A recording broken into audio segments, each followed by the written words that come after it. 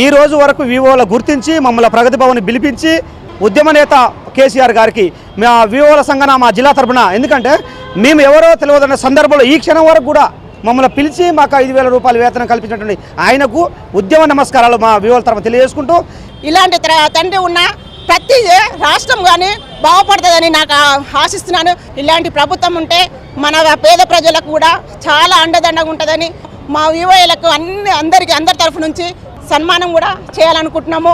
మాకు తండ్రి లాంటి వాడు.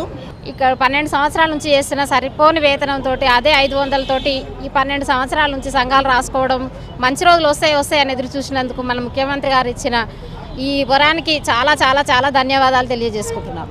కేసీఆర్ గారికి మా వరంగల్ అర్బన్ జిల్లా తరపున శతకోటి వందనాలు తెలియజేస్తూ, సారు మాకందరికీ ఇంత మంచి శుభవార్త పిలిచి మాకు అన్నం పెట్టిన సార్కు మేము మా జీవితాంతం రుణపడి ఉంటామని తెలియజేస్తూ విరమించాం. సీఎం గారు మమ్మల్ని తన ఆడపడుచుల లెక్క మమ్మల్ని తన దృష్టిలో ఉంచుకొని మాకు ఇంత వేతనాన్ని చేసినందుకు మా సీఎల్ అందరి తరపున మేము కృతజ్ఞతలు చెప్తున్నాం.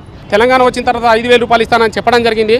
దానిలో భాగంగానే ముఖ్యమంత్రి గారు ఈరోజు మమ్మల్ని ప్రగతి భవన్కు పిలిపించుకొని మాకు జీతాలు పెంచినందుకు వారికి పాదాభివందనాలు చేస్తా ఉన్నాను.